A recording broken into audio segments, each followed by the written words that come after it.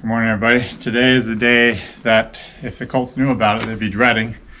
But today is the day we're going to castrate the two youngest Colts of ours. So anyways, let's go. I got the new pen here ready for some animals. This is a fish we showed you in one of the last videos, I guess.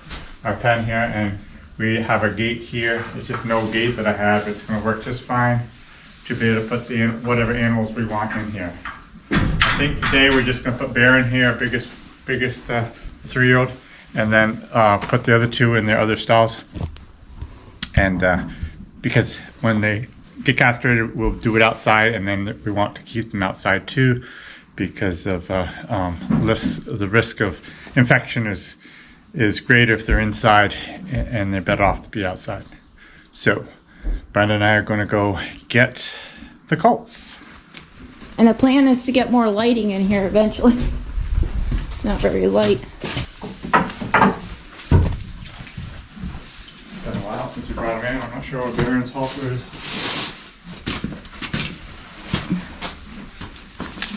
Okay.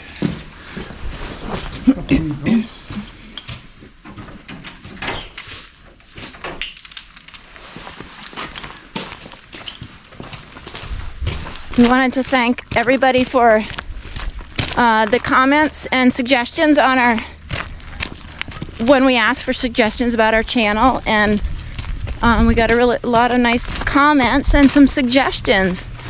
And one of the suggestions is that we number our videos, and we're going to be working on that. We'll start numbering them, and if we can, we'll go back and number them too. We're not. Already have. Hopefully. We got to check with our administrator, Abby. But anyways, look at this gorgeous. As you can see, the leaves are coming down, but look how beautiful the light of the morning is on the treetops. They're so beautiful. Where are those Colts? They've been hanging around here so much, and now we're gonna have to go look for them. Oh, they're there. Okay.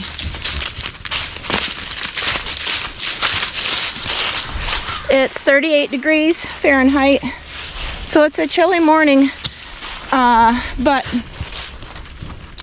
I'm not sure what that is. Celsius.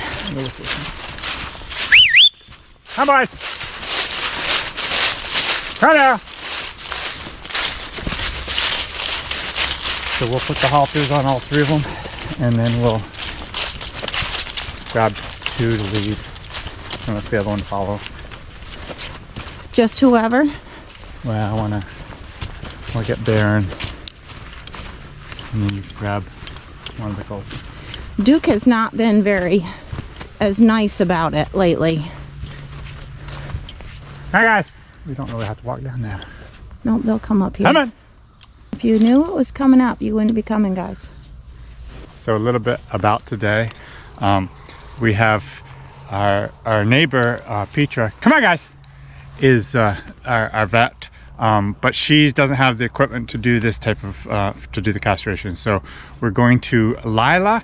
Actually, if you had seen back a year or so ago, she came here and did some dentistry work on Lady, and so she's the one that's going to actually do the castration today.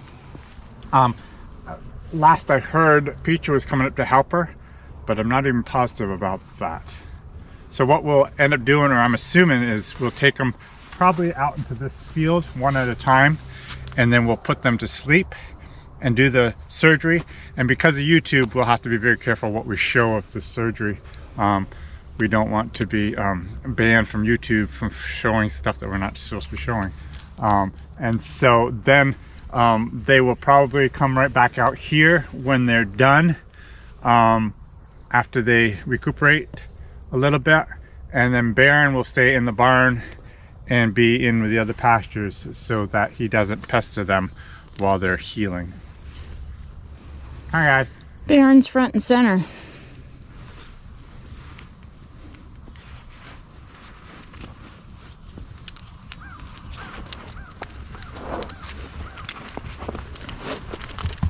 Baron. Hey guy, come on. Scared him with my ropes. Earl will come up.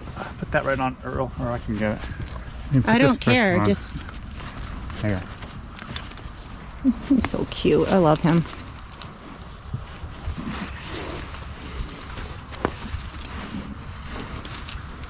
You can see Baron is just always a little bit more nervous.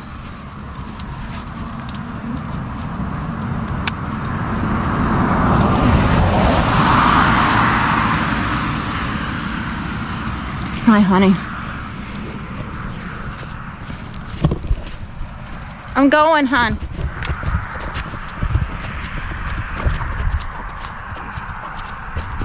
Don't be bad, though. I need a rope.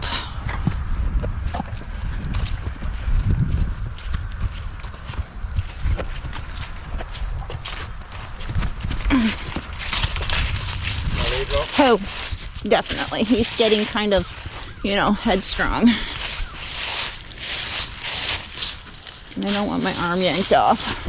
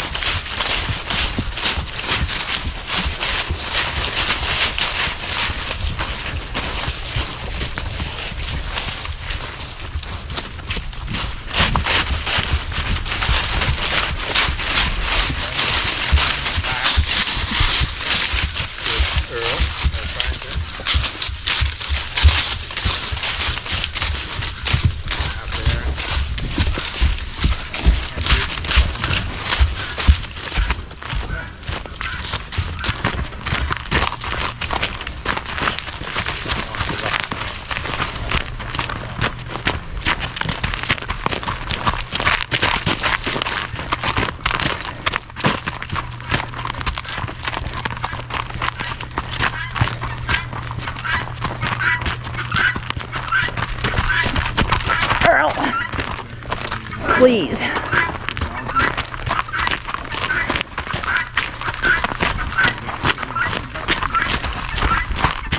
comes Duke. Duke, be good. It's not easy leading Earl and for Brenda to be doing that plus holding the camera, and but she did pretty good. I was doing some talking back there, but my audio, I must have muted it when I was putting the halters on because you can't hear what I'm saying.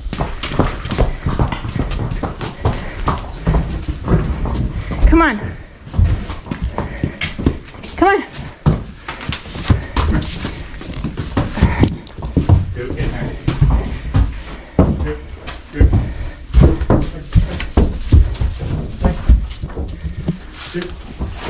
Thank you, Earl, for being relatively good. No, you were super.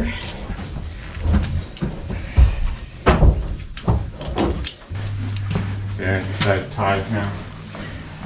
Don't do Duke.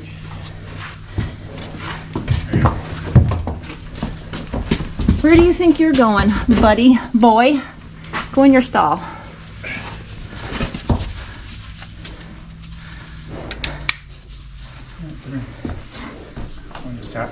Yep.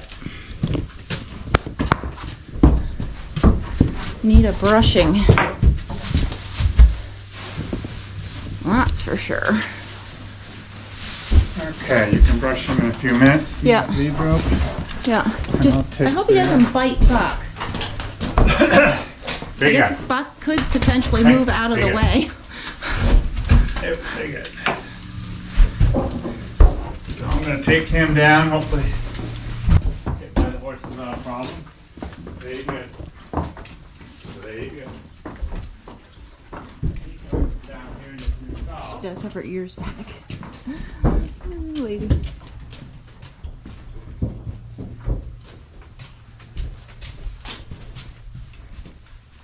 With a halter.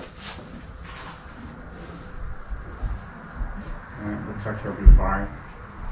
We've seen horses jump over some pretty high things before. Sometimes Jim will have to tell you a couple of those stories.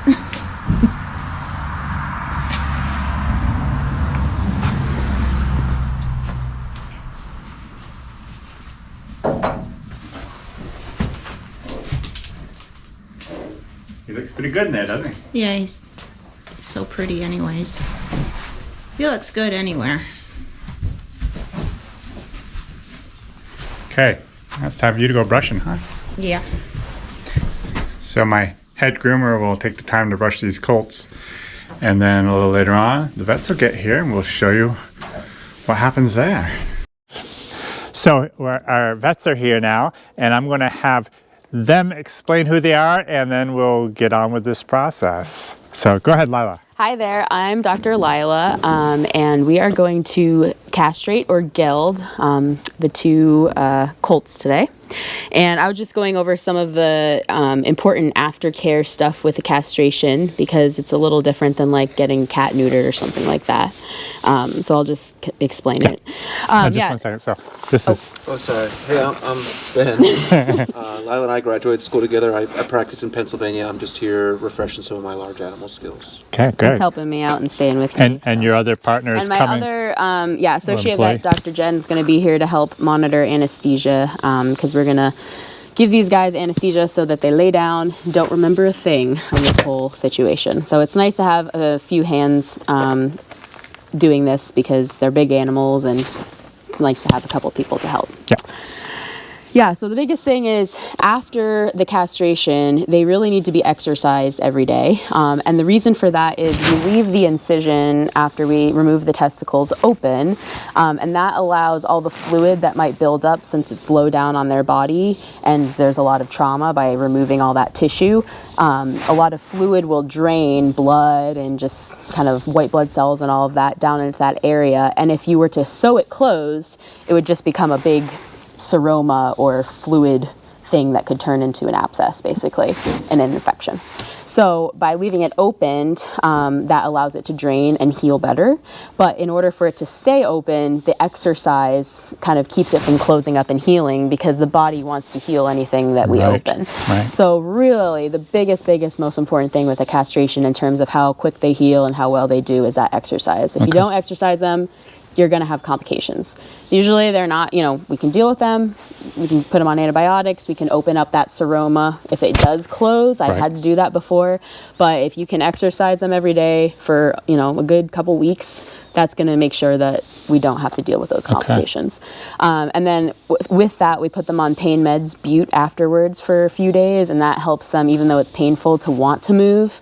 And I do always give these guys a long-lasting antibiotic, and then I'll leave you a dose to follow up in 4 days.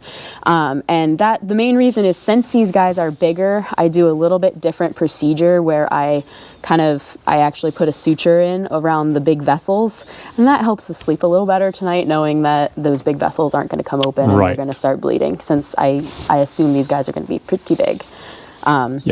So because I put that suture in, I give them some antibiotics, and we're doing the surgery out in the field, so it's not a sterile procedure. I mean, it is a sterile procedure, but stuff happens. Yes. We'll also give them, do you know if they're vaccinated? What's the tetanus status for them? We got them just shy of 2 weeks ago. Okay, with their first dose of the tetanus. So what I'm going to do today is actually give them tetanus antitoxin then, because just not enough time to know that they have immunity, and that way they have protection. Yeah. This time of year, knock on wood, it's pretty low tetanus risk, but still. That's why I waited this late too. Yeah, because after the flies, it's nice. And then also I don't have to worry about it being like 90 degrees for these guys when they go under anesthesia. So that's the biggest thing here. They're going to be, I say put straw down in their stalls instead of sawdust, but if they're in the stalls where they don't really lay down in there, it probably doesn't matter. Do they lay? Are they able to lay? They do. They do. If you can. So you don't think they should be at the pasture where they're right, Ben, and then still exercise them afterwards from there? So for the first 24 hours is kind of the time where really I don't like them to move around very much, and that's just to let that blood. Anything that's clotting, we let it clot and heal in that first 24 hours, and after they can go out in the pasture, and they'll probably be best to get as much exercise as they can. Yes. Yep. Okay. But for the first 24 hours, if they're in their stalls, which is going to probably be the best place, if you can just scrape out the sawdust and put down straw, the straw doesn't get stuck up inside that incision like sawdust. Okay, we don't have straw, but hay is fine. Hay's fine. Yeah. Okay. Just something other than like fine sawdust that can get into the incisions, if that makes sense. Yep. So yeah, I was thinking we could do them out here. somewhere where it's not a lot of stuff in the way and a Yep. nice soft ground. Yep. You know, with general anesthesia, when you did them in the past, did you have them anesthetized and on the ground, or did you do them standing? On the ground. Okay. Yeah. So with that, you know, there's always risks with, you know, sedation and especially the falling over part and getting back Yes. up part. But there's a lot of things that we do to try to mitigate the risk of hurting themselves, falling over and getting up. I use a little bit different combination of anesthetic that I think is smoother for them to lie down and get Okay. back up. So, and Jen will be, her job is going to be just monitoring them, making sure they're nice and healthy and sedated, and she might give them a second dose during the surgery. Okay. Just because it can take a little longer with the ligation, the sewing. Yep. And that way they don't try to get up when we're doing this. Okay. Any questions so far? Yes. Will you do one completely and then start all over again? You won't try to plan it still? Okay. Probably. I like to do that if that's okay with you. Yeah, yeah. I mean, this kind of one of the most dangerous times of this is actually the recovery. And I Right. like them standing. We know they're okay. And maybe someone can hold him out there, you know, when we get the other one going, if you don't want to, if he's still a little drunk, to get him back in the barn. Okay. But ideally, I like him standing up, and then I don't have to worry so Okay. much. If that's okay. Yep. Unless you have somewhere else to be or anything. No. Brenda does, but Yeah. but I won't. Okay. Yeah. And we've got plenty of hands. Yes. So. And then so they'll be on Butte for 3 days afterwards. And then so the other big risks, we kind of already talked about infection and that seroma formation. Mm-hmm. And then bleeding. There's always a risk of bleeding. Right. The biggest thing is afterwards, there might be some drippage. As long as you can kind of, we say, count the drips of blood, meaning when you watch it, you're like, okay, 1, 2, 3, that's okay. Right. But if it starts bleeding faster than that, Okay. call us. And then the other thing I always say is if it starts bleeding, like it's not bleeding, and then it does start bleeding pretty fast, call me. Something happened. Sometimes there are big, especially in these bigger guys, there's skin bleeders that will like be very drippy for a while. Okay. I don't really worry about those, but if we have a fast bleeder, that's not good. Okay. And then swelling will happen, especially around that scrotum, but even down into their sheath, and even sometimes like around that area can get pretty swollen. If it gets much bigger for these guys than like a tennis ball, you know, let me know. You can cold hose them to kind of bring that swelling down, and then exercise. Okay. It will help with that. Okay. Like it's the people who put them in a stall and just take them out twice a day after that get really swollen. Yeah. In my experience. And then the last risk is very, very rare, but I do need to mention it, is basically a herniation of stuff inside of their abdomen. So when we remove the testicle, you know, there's quite a big hole where the testicle was coming through from the abdomen that's just naturally there, called the inguinal ring. And it is possible, because especially in older and also draft horses, they just have a very big inguinal ring, that stuff from inside starts to hang down. Sometimes that stuff is just fat or, you know, omentum and isn't a big deal, but very, very rarely actual intestines can come out. And that usually actually is like Bad. very bad. Yes. It's very, very rare, and there's really nothing we can do in the field to prevent it, Right. because we can't close that inguinal ring in the field. It's not something that we can really do. Right. But like I said, it's very rare, just that you're informed of it. Yep. Questions? I don't think so. This is just our like anesthesia sedation waiver. It just says we went over all this. What are their names? Is it Duke and Earl. Duke and Earl. Duke and Earl. Castration.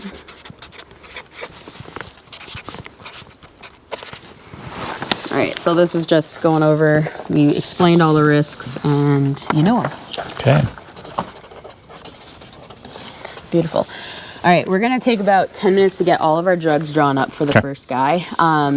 Let me just come take a quick look at their size. Oh my goodness. Yep, those are some big ones. Yeah. They haven't bred anyone, right? No. That's good. That'll Baron has. He bred lady. So yeah. she's- So that'll increase the blood supply actually when if they're active. But hi. No, that's why we decided to castrate these two and keep him Yeah. intact. Nice. So Good. he actually had one testicle that's slow to drop, but they both drop now, right? Okay. You can clearly see them. Yep. Feel them.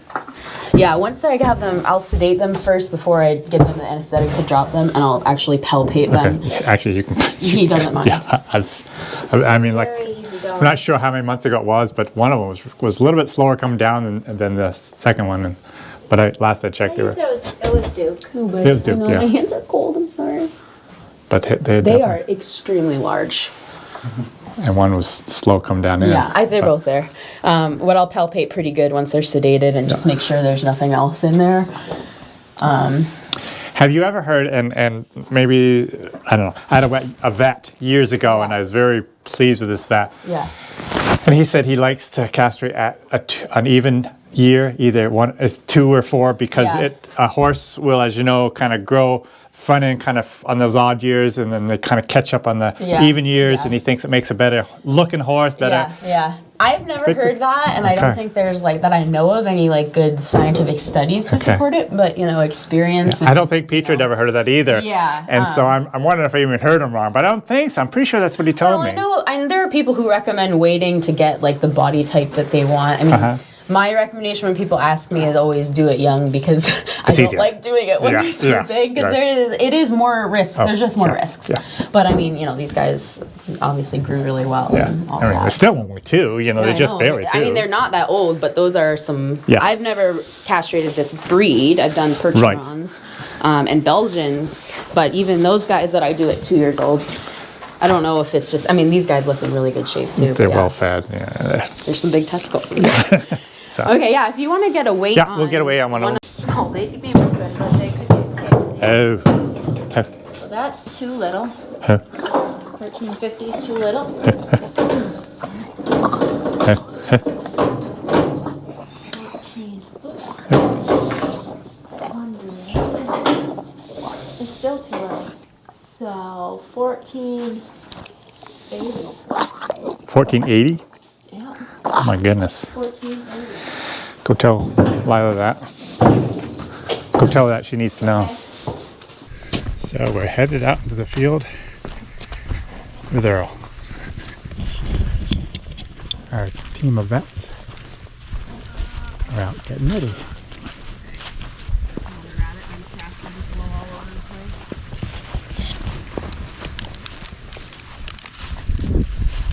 Oh, Hi, bud. Which one is this? this is Earl. All right, and the first thing I'll give him is just the sedative, and I want his head to be hanging down to the ground before I give him the drug that's going to make him fall over. Now, if you're comfortable, I'm comfortable with you holding for this if you want, or one of us can. Yep. This was not going to make him fall over, but the next one will. I'll be ready. Your goal is just to keep his head from smacking, Okay. and just be prepared because we don't know which way they're going to go. Exactly. Hopefully, with the anesthetic combination I use, they usually just kind of, sometimes they even go down onto their front first, but this is just the sedation. Good boy. Good boy. I'm going to give that probably about 5 minutes. Oh, this is Jennifer. Dr. Jennifer. Yes. So you'll be watching the anesthesia part of things? Yep, keep an eye on the heart, making sure everything's going well, and then I have extra drugs just in case. We probably will be giving the extra drugs since this is going to be a little bit longer castration, since I am separating out the blood vessels from everything else, because his cord is too big for me to clamp alone. So I'm going to open it and take the blood vessels and clamp it, and then everything else and clamp it, or else we wouldn't get a good enough crush and we would be losing sleep tonight about him bleeding. So Maybe he'll fall over already. He looks like he's I hope not. See if you can get him to square up a bit. Okay. Come here. Good boy. Yeah. Ooh, but I know my hands are cold. I don't think he's feeling that much. He's so nice. They're bigger than my hand. Come on. Don't go down yet. He shouldn't, knock on wood. This is how we want them to be, because this is the drug that makes them out of it, and the other drug is what sort of makes their body not be able to move. Okay. So this is the one that's going to make him you know, we want him pretty much, you know, unaware of what's happening.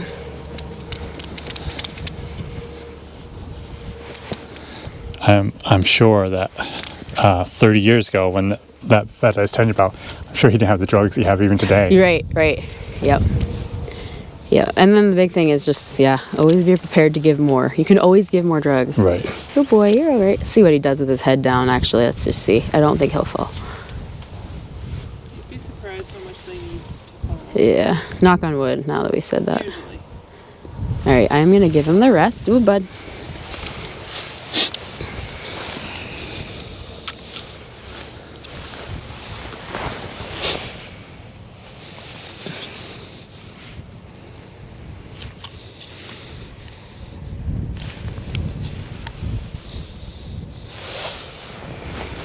Like I said, your goal just trying to get his So we don't head smash his from head. smashing. Yep. And I think he's probably, since it's a little bit of a slope, gonna fall that way. That's the way he acts like he wants to. Yeah.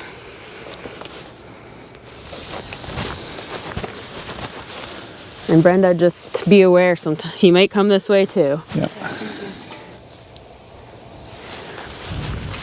And Ben, if you wouldn't mind bringing that surgery kit around in front of him once he's down.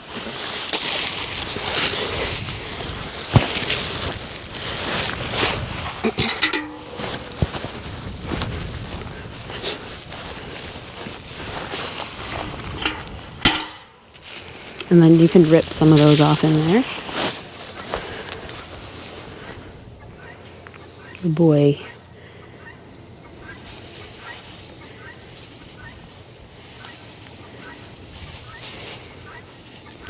A nice guinea hen sound to fall asleep to. Right, lovely. Good boy. Good boy. Good job. Jen's gonna get his blindfold on.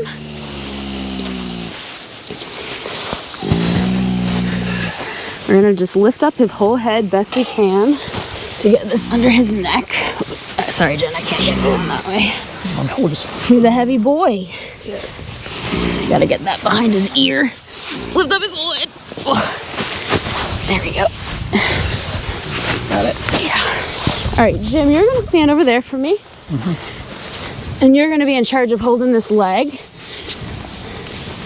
So pull that. We're gonna pull this forward.